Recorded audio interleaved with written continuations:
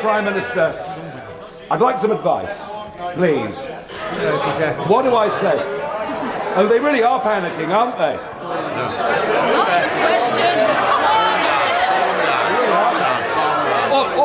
Order. I want to get this question over with. All you're doing is ensuring it goes on forever. Quick question. Security just dragged the Prime Minister out of Congress. Cameras rolling, microphones live, chaos everywhere. Keir Starmer shouting across the floor as Nigel Farage sat silent, watching it all unfold. Within seconds, headlines flashed. PM loses it live. What began as calm questioning became the most humiliating political moment in modern British history. Farage began with precision.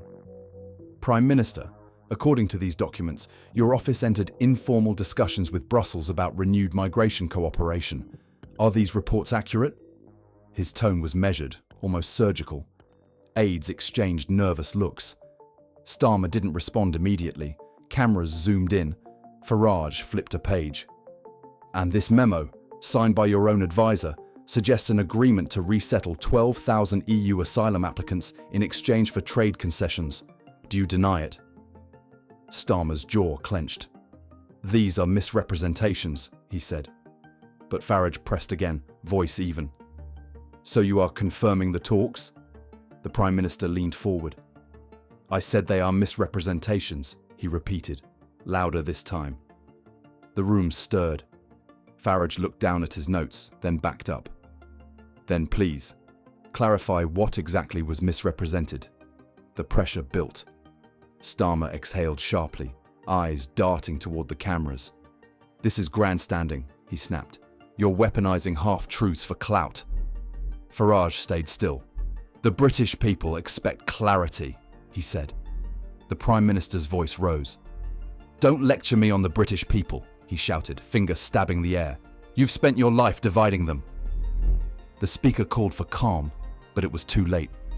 The outburst had been caught in perfect broadcast clarity. Every outlet across the Atlantic switched to the feed. Reporters in the press gallery leaned forward, phones recording. Starmer stood, red-faced, shouting across the chamber. You peddle hate and call it patriotism. You don't speak for this country. Security began moving toward the front. Order! The speaker shouted, striking the gavel. The cameras kept rolling as aides whispered into headsets. The Prime Minister ignored every command. You're a disgrace, he yelled.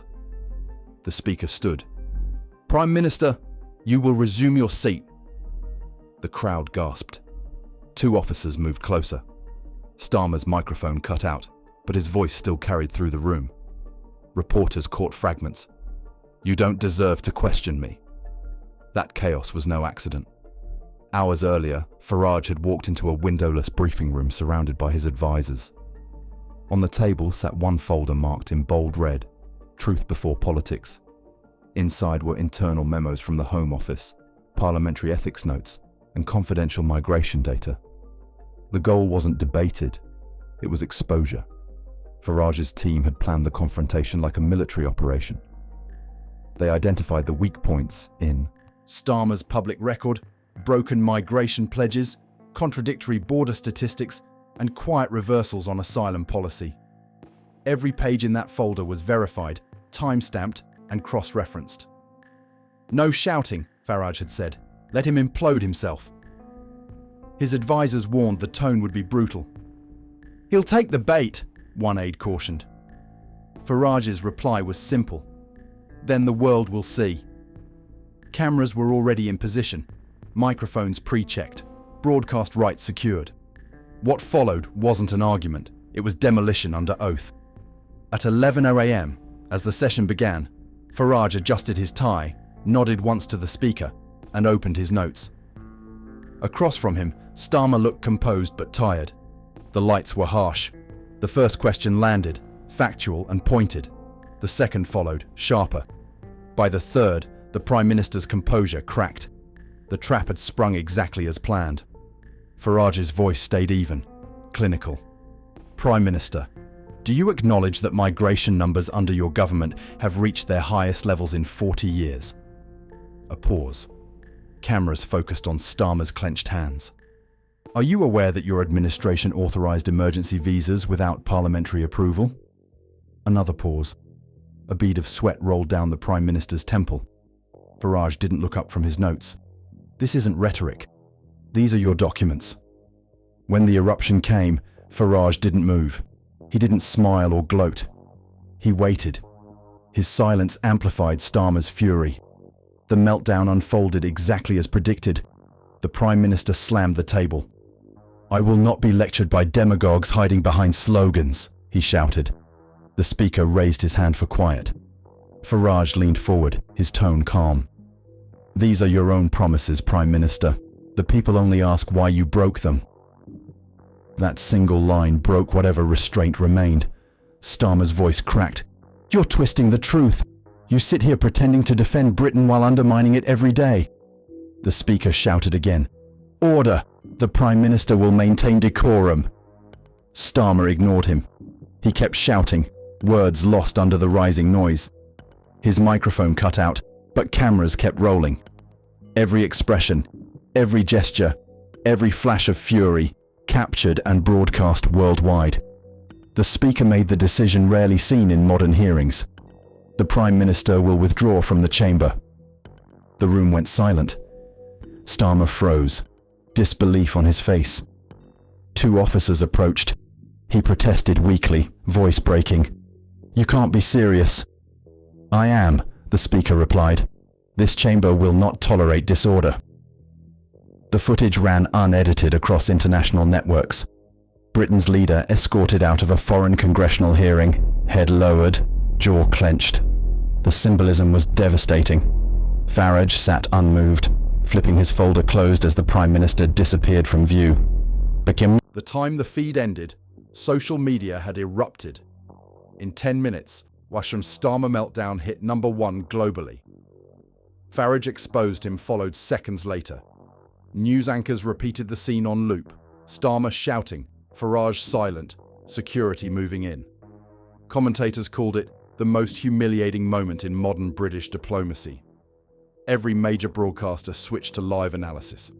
BBC ran a banner. Prime Minister removed from international hearing. Sky News called it unprecedented. CNN labelled it a total breakdown of composure. On ITV, a split-screen replay showed Farage's calm expression beside Starmer's red face. The contrast became a symbol. Across Westminster, phones vibrated with alerts. Ministers watched the footage in silence, aware that one moment had erased years of careful image management. In Labour headquarters, chaos replaced strategy. Staff shouted over one another in the war room. "Who leaked those documents?" one demanded. Another replied, "It doesn't matter who leaked them, he lost it on camera." Screens flickered with polls, graphs, and raw video loops. Every refresh brought a new headline. Newsrooms churned commentary faster than the government could respond. Farage's composure became the dominant talking point. Pundits described it as poise under fire. The Prime Minister's behaviour was framed as unfit for high office. Within hours, opposition MPs filed formal letters demanding an inquiry into conduct unbecoming of a Prime Minister. The Speaker's office confirmed it had received multiple written complaints from international delegates about disruptive behaviour. By midnight, pollsters released emergency data. Labour's approval dropped 11 points overnight. Reform UK soared to historic highs. Commentators on both sides admitted the numbers looked irreversible. The meltdown wasn't just political, it was personal. The footage reduced Starmer's leadership to a meme, while Farage's stillness transformed him into a model of control. At sunrise, outside the capital, Farage faced reporters. Cameras lined the steps, lights flashing against polished marble. His tone was calm. "What Britain witnessed yesterday wasn't victory or defeat," he said. "It was character revealed under pressure. The people saw who stayed composed and who lost control. They saw truth, not titles." The soundbite ran on loop all day. That sentence detonated across the political landscape. Within an hour, Reform UK's donation portal crashed. The servers couldn't handle the flood. Tens of thousands joined the party overnight. Membership graphs spiked vertically. Volunteers opened temporary offices in Manchester, Bristol and Glasgow. Local candidates who once struggled to raise a few £100s were suddenly receiving national funding. International networks seized the story. Fox News described it as a British political reset. France 24 called it the moment Westminster met its populist mirror. CNN's headline read, "Composure defeats power." Commentators who once mocked Farage now analysed his tone, posture and delivery. Editorials called him disciplined, measured and credible. The transformation was total. Within 24 hours, Farage's image shifted from provocateur to statesman. He hadn't raised his voice once. He hadn't left his chair. That restraint became power. Inside Downing Street, silence replaced activity. Starmer had not been seen publicly since the incident. Officially, the press office cited health and stress management. Off the record, aides said he refused to speak until polling stabilised. Cabinet ministers gathered for emergency talks under the pretext of discussing economic recovery.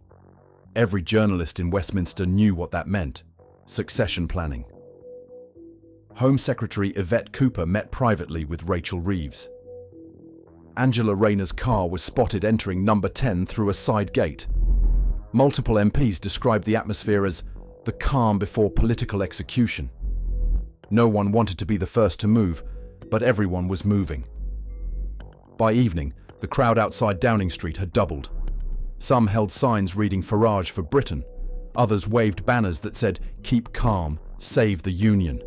Reporters broadcast live from the barricades as chants echoed down Whitehall. Police kept the groups apart, but the image of division defined the night. Across London, pubs replayed the confrontation on mounted televisions. Every replay drew the same reaction: laughter, disbelief, applause. The humiliation had become entertainment. On talk radio, callers debated whether Starmer should resign or apologise. One veteran caller summed it up: "You can't lead a nation when you've lost your temper on live feed." The pound dipped again, not from policy, but perception. Investors called it instability pricing. For the first time, foreign media questioned Britain's capacity to lead itself. In Washington, officials declined to comment. The silence spoke louder than criticism. By the second morning, Farage's rise was measurable. Reform UK's polling reached 25% nationally. Conservative strategists panicked. One Tory MP said privately, "He's no longer an outsider, he's the alternative." Editorial boards that once dismissed him now featured op-eds titled, "A New Centre of Gravity." In media studios, analysts replayed his press conference frame by frame. They pointed out his lack of notes, his relaxed posture, the simplicity of his phrases. Every detail was dissected as evidence of control. His message, "Truth before politics," became a tagline on merchandise and banners. Meanwhile, Downing Street released a statement at 2 p.m. The Prime Minister continues to focus on his duties and will address the nation in due course. The wording only confirmed weakness. Markets interpreted "in due course" as "not soon." That night, drone shots showed the streets of London lit by protest fires. Crowds outside Parliament sang the anthem. Others carried posters of Farage shaking hands with American senators, captioned "Leadership Britain Needs." Television anchors called it a country split by a single broadcast. Inside Labour headquarters, aides debated whether to delay the next press conference. Some argued for damage control, others said waiting looked cowardly. The final decision was postponed. That choice sealed the narrative: Farage active, Starmer hiding. In 3 days, the political balance of Britain shifted. Party loyalty blurred. Voters who had never supported Farage now called him steady under fire. In northern towns once considered Labour heartlands, pollsters found majority sympathy for Reform UK. The opposition that once mocked him now studied him. Political scientists described the event as the first viral dethroning of a Prime Minister. They argued that the confrontation didn't just expose one man's temper, it showed how instant media can dismantle authority faster than elections ever could. The footage wasn't politics, It was theatre that rewrote history in real time. By week's end, Starmer remained out of sight. Rumours spread of resignation drafts and internal votes. Every network ended coverage with the same image: Farage walking through airport terminals, surrounded by cameras, smiling slightly, but saying nothing. By week's end, Starmer was still silent and Farage was everywhere. The footage replayed non-stop, reshaping British politics in real time. What started as a clash became a collapse, a Prime Minister undone by his own temper. Crowds chanted outside Downing Street, polls flipped overnight, and one question echoed through the nation: has Britain already chosen its next leader?